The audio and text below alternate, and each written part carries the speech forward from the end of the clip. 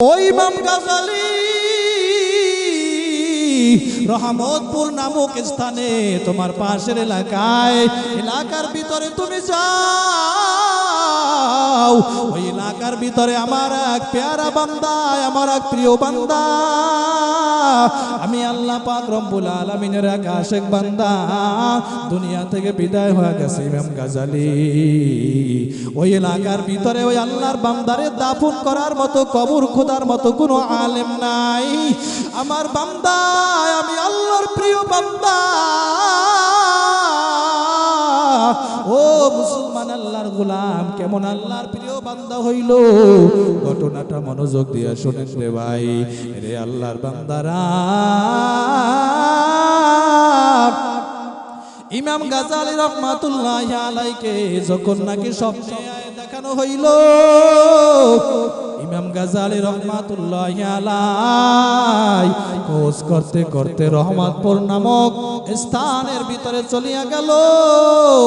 রহমতপুর নামক স্থানের ভিতরে চলিয়া যাওয়ার পর রে আল্লাহর বান্দারা, ওই এলাকার ভিতরে যাইয়া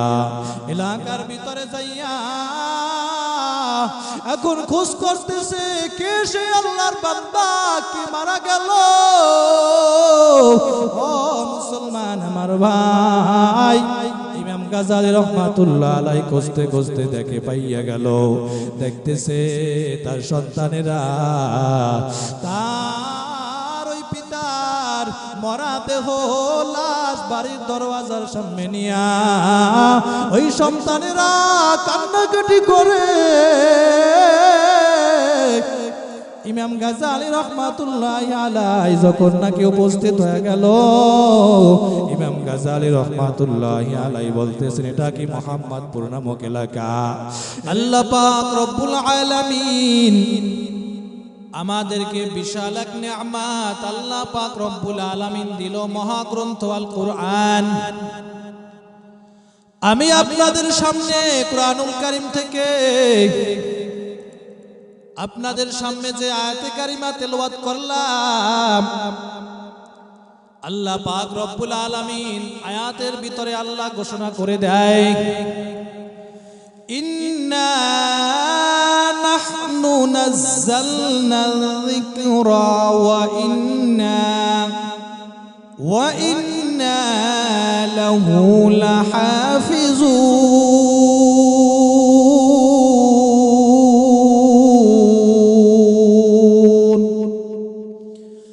আল্লাহ পাক রব্বুল আলামিন বলেন, ইন্না নাহনু নাযালনা যিকরা,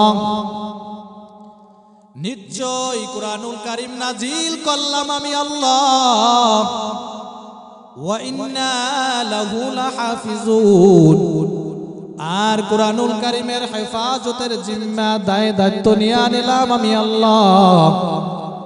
মুসলমান, আল্লাহর গোলাম, কুরআনুল কারীম নাজিল করলো আমার আল্লাহ, এই কোরআনের হেফাজতের জিম্মাও নিছে আমার আল্লাহ।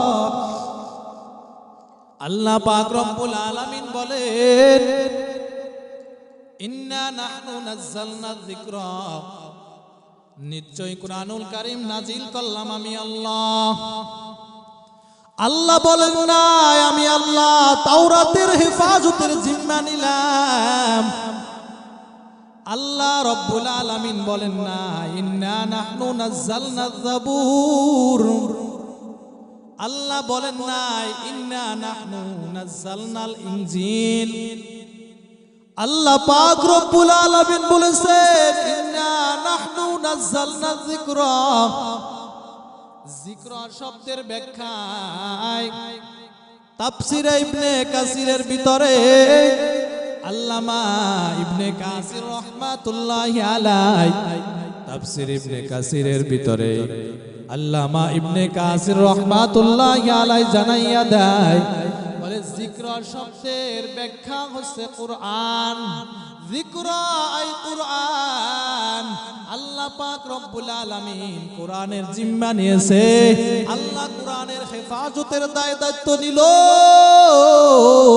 ও মুসলমান আমার ভাই, আল্লাহ কেমনে কোরআনের হেফাজত করবে? আল্লাহ কেন কেন কোরআনের জিম্মা নিল? আল্লাহ তাওরাতের হেফাজতের জিম্মা নেয় নাই। বড় বড় আসমানি 4টা গ্রন্থ, এর ভিতরে এক নম্বরে হচ্ছে তাওরাত। তাওরাত নাজিল হইল পয়গম্বর মুসা আলাইহিস সালাতু ওয়াস সালামের উপর। মুসা পয়গম্বর দুনিয়ার ভিতরে নাই, মুসা পয়গম্বরের তাওরাত কিতাব দুনিয়ার ভিতরে নাই। জাবুর কিতাব নাজিল হইল দাউদ আলাইহিস সালাতু ওয়াস সালামের উপর। দাউদ পয়গম্বর দুনিয়ার ভিতরে নাই, দাউদ আলাইহিস সালাতু ওয়াস সালামের সেই জাবুর কিতাব দুনিয়ার ভিতরে নাই। ইনজিল নাজিল হইল ঈসা আলাইহিস সালাতু ওয়াস সালামের উপর। ঈসা আলাইহিস সালাতু ওয়াস সালাম দুনিয়ার ভিতরে নাই। ঈসা আলাইহিস সালাতু ওয়াস সালামের সেই ইনজিল কিতাব দুনিয়ার ভিতরে নাই। মুসলমান আল্লাহর গোলাম, কিন্তু আজকের 1400 বছর 1500 বছর হয়ে গেল, আজ পর্যন্ত আপনার আমার নবী দুনিয়ার ভিতরে নাই। সেই আল্লাহ পাক রব্বুল আলামিনের নাজিলকৃত কোরআন, সেই নাজিলকৃত কিতাব, ওই কিতাব এখনো দুনিয়ার ভিতরে আছে, কিয়ামত পর্যন্ত দুনিয়ার ভিতরে থাকবে রে ভাই।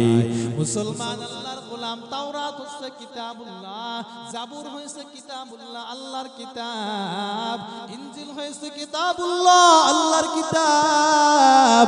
আল্লাহ বলেন নাই তাওরাত আমার, আল্লাহ বলেন নাই তাওরাতের বেলায় কালামুল্লাহ, কিন্তু আল্লাহ পাক রব্বুল আলামিন কোরআনের ব্যাপারে আল্লাহ বলেছেন কালামুল্লাহ। এই কোরআন হয়েছে আমি আল্লাহর মুখের কথা, আমি আল্লাহর ভাষা।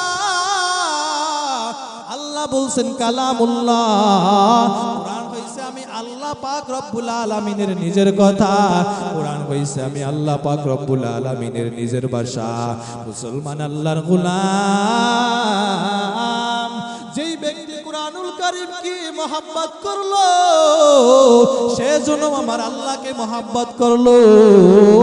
যেই ব্যক্তি কুরআনুল কারীমের ভিতরে চুম্বন খাইলো, সে মনে হয় জানো আমার আল্লাহ পাক রব্বুল আলামিন সহ আল্লাহকে নিজেকে চুম্বন খাইলো। যেই ব্যক্তি কুরআনুল কারীমকে বুকের ভিতরে নিল, যেই ব্যক্তি কুরআনুল কারীমকে বুকের ভিতরে জড়াইয়া নিল, মনে হয় যেন সে আমার আল্লাহকে বুকের ভিতরে জড়াইয়া নিল। কারণ এটা আমার রবের কালাম, এটা আমার আল্লাহর কালাম, আমার আল্লাহর মুখের কথা, আমার আল্লাহর ভাষা। এই জন্য আল্লাহ বলছেন ইন্না নাহনু নাযালনা যিকরা। ও দুনিয়ার মানুষ, আল্লাহ বলেন নিশ্চয়ই কুরআনুল কারীম নাজিল করলাম আমি আল্লাহ, ইন্না লাহু লাহাফিজুন। আর কুরআনুল কারীমের হেফাজতের জিম্মা দায়িত্ব নিয়েও নিলাম আমি আল্লাহ। কেমন কুরআন আল্লাহ নাজিল করলো, এই কুরআনুল কারীমের ভিতরে কোনো ভুল নাই, কুরআনুল কারীমের ভিতরে কোনো সন্দেহ নাই। যেই কোরআনের ব্যাপারে আল্লাহ পাক রব্বুল আলামিন কোরআনের শুরুতে আল্লাহ নাজিল করে দিয়েছেন যালিকাল কিতাবু লা রাইবা ফীহি হুদাল লিল মুত্তাকিন।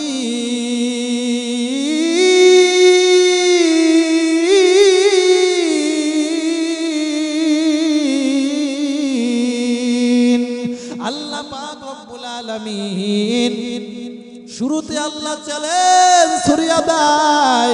আল্লাহ পাক রব্বুল আলামিন বলেন যালিকাল কিতাব, আই হাযাল কিতাব, যালিকাল কিতাবু লা রাইবা ফী। এটা এমন একটা কিতাব, যেই কিতাবের ভিতরে কোনো ভুল নাই, যেই কিতাবের ভিতরে কোনো সন্দেহ নাই। সন্দেহ তো দূরের কথা, যেই কিতাবের ভিতরে সন্দেহের লেশ মাত্র নাই। মুসলমান আল্লাহর গোলাম, কেমন কোরআন, কেমন কোরআন! এই কোরআন আল্লাহ পাক রব্বুল আলামিন বিশ্ব নবী, আখিরি নবী, শেষ নবী জনাবে মুহাম্মদুর রাসূলুল্লাহ সাল্লাল্লাহু আলাইহি ওয়াসাল্লামের উপর, আল্লাহর রাসূল সাল্লাল্লাহু আলাইহি ওয়াসাল্লামের উপর 30টা পারা কোরআন আল্লাহ পাক রব্বুল আলামিন নাজিল করে দেয়। মুসলমান আল্লাহর গোলাম, কোরআন কেমন দামি, কারণ দামি, কারণ কোরআনুল কারীম আমাদেরকে আল্লাহ পাক রব্বুল আলামিন বিশ্ব নবীর মাধ্যমে দিল। আখিরি নবী আমাদের নবীও দামি, আমার রাসূলের উম্মত দামি। আল্লাহ যে কোরআনুল কারীম দিল, কোরআনুল কারীমও দামি। এরে আল্লাহর বান্দারা, কেউ যদি কোরআনুল কারীমের একটা হরফ জবান থেকে তেলাওয়াত করে, আল্লাহ পাক রব্বুল আলামিন তার আমলনামায় 10টি নেকি আল্লাহ পাক রব্বুল আলামিন লিখে দেয়। মুসলমান আল্লাহর গোলাম, আজকে আমরা মুসলমান হইলাম, আজকে তো আমরা সেই কোরআনুল কারীম পড়ি না। আজকের কোরআনুল কারীমের তেলাওয়াত আমাদের ঘরের ভিতরে নাই। এরে মুসলমান আল্লাহর গোলাম, আজকে সেই কোরআনুল কারীমের তেলাওয়াত আমাদের ঘরের ভিতরে নাই। আগের জমানায় আমরা যখন নাকি ছোট ছিলাম, মক্তবের ভিতরে ছোটবেলায় যখন নাকি আমরা এই বাড়ির পাশ দিয়া গলি দিয়া যাইতাম, শুনতাম আমার পর্দার অন্তরালের বাইরা, আমার দাড়ি পাকা বাজানেরা ফজরের নামাজটা পড়িয়া গুনগুন গুনগুন করে কোরআনুল কারীমের তেলাওয়াত করত রে ভাই।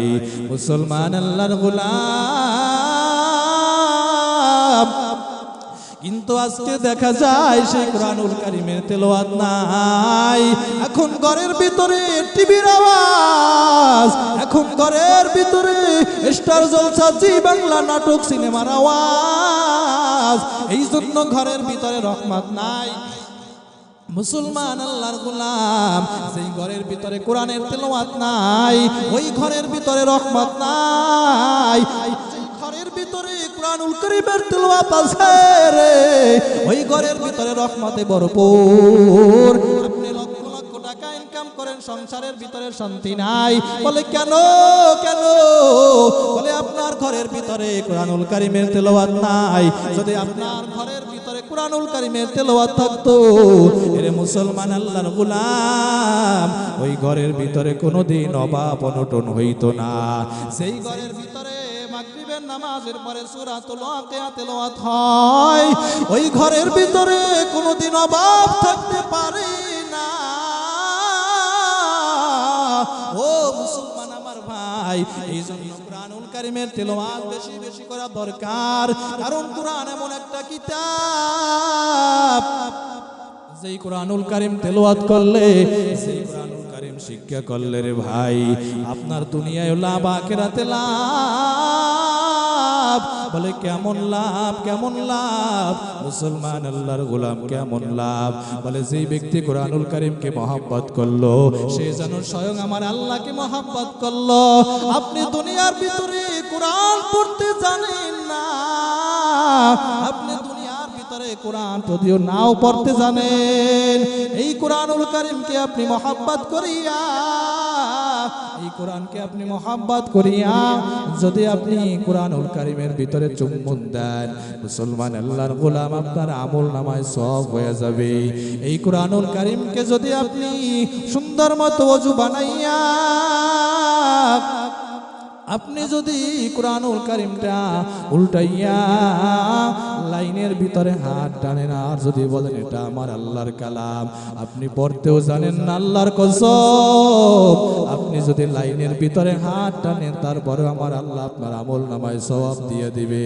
আপনি কোরআন পড়তে জানেন না, কোরআনের দিকে মহব্বতের নজরে যদি তাকাইয়া থাকেন, তাকাইয়া থাকলেও হইছে সওয়াব। মুসলমান আল্লাহর গোলাম, দেখেন না মাঝে মাঝে ঘটনা দেখা যায়, কত কবরের ভিতরে লাশ একেবারে তাজা, ওই আল্লাহর বান্দার কোনো আমল নাই, কিন্তু কিন্তু আল্লাহর বান্দা দুনিয়ার ভিতরে আলেম ওলামাকে মহব্বত করার কারণে, কোরআনকে মহব্বত করার কারণে আল্লাহ পাক রব্বুল আলামিন তার কবরটা জান্নাতের বাগান বানায় দেয় রে ভাই। মুসলমান আল্লাহর গোলাম ইমাম গাজালি রহমাতুল্লাহি আলাইহি একটা ঘটনা লিখে দেয়। ইমাম গাজালি রহমাতুল্লাহি আলাইহি তার কিতাবের ভিতরে উল্লেখ করা হয়, ইমাম গাজালি রহমাতুল্লাহি আলাইহি একদিন স্বপ্নে দেখায় ওই ইমাম গাজালি রহমতপুর নামক স্থানে, তোমার পাশের এলাকার ভিতরে তুমি যাও। ওই এলাকার ভিতরে আমার এক পেয়ারা বান্দা, আমার এক প্রিয় বান্দা, আমি আল্লাহ পাক রব্বুল আলামিনের এক আশিক বান্দা, দুনিয়া থেকে বিদায় হয়ে গেছে ইমাম গাজালি। ওই এলাকার ভিতরে ওই আল্লাহর বান্দারে দাফন করার মতো, কবর খোদার মতো কোনো আলেম নাই। আমার বান্দা, আমি আল্লাহর প্রিয় বান্দা। ও মুসলমান আল্লাহর গোলাম, কেমন আল্লাহর প্রিয় বান্দা হইল, ঘটনাটা মনোযোগ দিয়ে শুনেন রে ভাই। রে আল্লাহর বান্দারা, ইমাম গাজালি রহমাতুল্লাহি আলাইহি যখন নাকি স্বপ্নে দেখানো হইল, ইমাম গাজালি রহমাতুল্লাহি আলাইহি খোঁজ করতে করতে রহমতপুর নামক স্থানের ভিতরে চলিয়া গেল। রহমতপুর নামক স্থানের ভিতরে চলিয়া যাওয়ার পর রে আল্লাহর বান্দারা ওই এলাকার ভিতরে যাইয়া এখন খোঁজ করতেছে কে সে আল্লাহর বান্দা কি মারা গেল। ও মুসলমান আমার ভাই, ইমাম গাজালি রহমাতুল্লাহ আলাইহি খুঁজতে খুঁজতে দেখে পাইয়া গেল, দেখতেছে তার সন্তানেরা তার ওই পিতার মরা দেহ লাশ বাড়ির দরওয়াজার সামনে নিয়া ওই সন্তানেরা কান্নাকাটি করে। ইমাম গাজালি রহমাতুল্লাহি আলাইহি যখন নাকি উপস্থিত হয়ে গেল, ইমাম গাজালি রহমাতুল্লাহি আলাইহি বলতেছেন, এটা কি মোহাম্মদপুর নামক এলাকা? রে আল্লাহর বান্দারা, তার সন্তানেরা বলতেছে, হ্যাঁ এটা মোহাম্মদপুর নামক এলাকা। বলে এই যে মারা গেল এই বৃদ্ধা, এই আল্লাহর বান্দা আপনার কি হয়? আর সন্তানেরা ডাক দিয়া বলতেছে, আমার বাবা,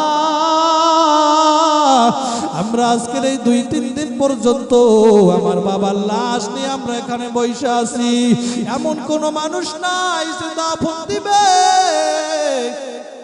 কে আমার বাবার কবরটা খুঁজবে?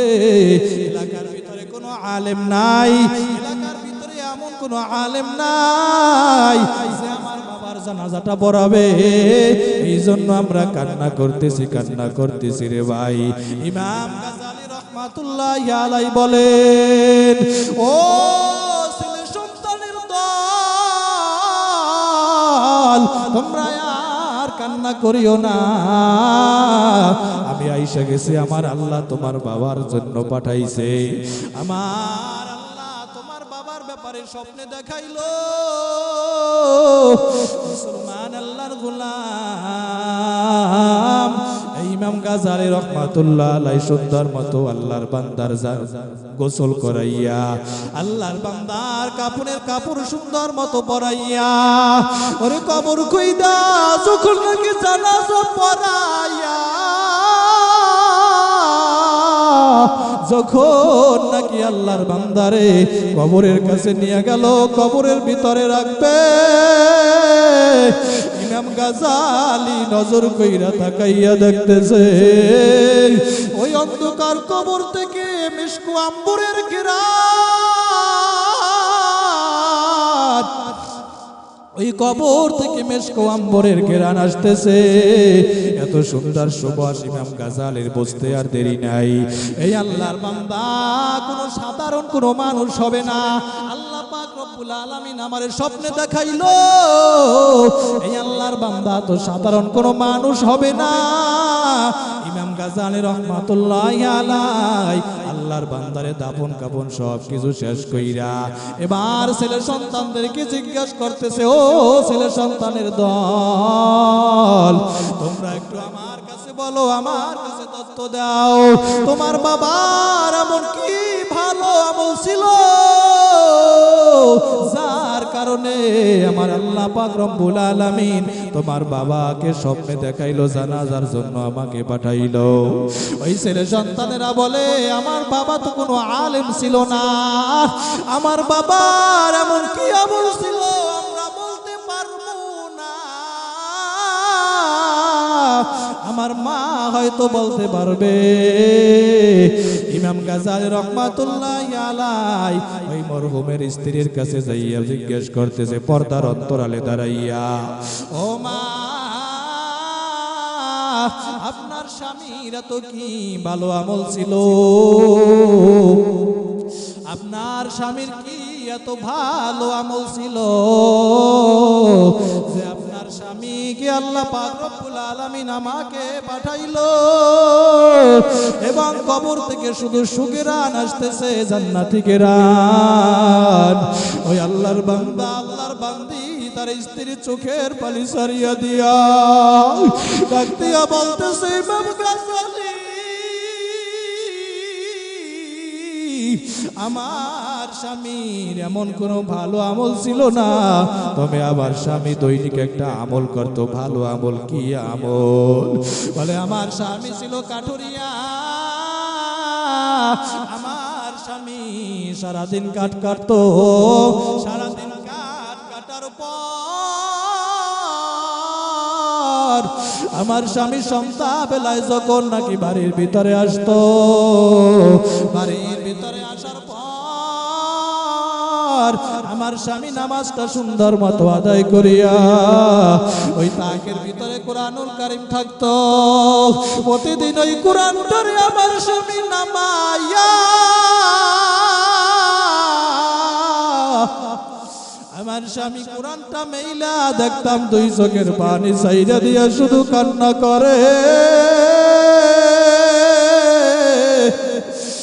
আর আমার মাওলার দরবারে কান্না করে আর বলে, এটা তো আমার রবের কালাম, ও আল্লাহ, আমি তোমার এই কালাম পড়তে পারি না, আয় আল্লাহ, তোমার কালামকে আমি মহব্বত করলাম। আমার স্বামী দেখতাম চোখের পানি ফালাইয়া ফালাইয়া রকমের কোরআন নিয়ে কান্না করত।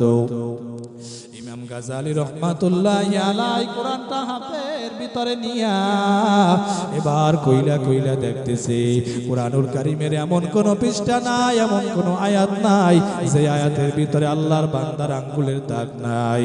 এরে আল্লাহর বান্দারা, মুসলমান আল্লাহর গোলাম, ইমাম গাজ্জালীর আর বুঝতে দেরি নয়। এই আল্লাহর বান্দার এই কোরআনুল কারীমকে মহব্বত করার কারণে আল্লাহ পাক রব্বুল আলামিন তার প্রিয় বান্দা হিসাবে কবুল করে নিল। ওরে মুসলমান আল্লাহর গোলাম, আজকে তুমি এই কোরআন পড়ো না, আজকে তুমি কোরআনুল কারীমের তেলাওয়াত করো না। আরে আল্লাহর বান্দারা, যখন নাকি দুনিয়া থেকে বিদায় হয়ে যাবা, এই কোরআন যদি দুনিয়ায় তুমি মহব্বত করো, কোরআনের যদি সংস্পর্শে যাও, কোরআনের সাথে মহব্বত লাগাও, এই কোরআন তোমার মাতার কাছে দাঁড়াইয়া যাবে।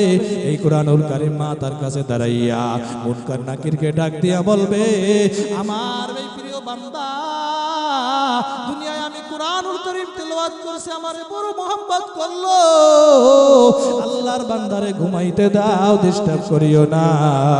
ফেরেশতারা বলবে, তুমি কে?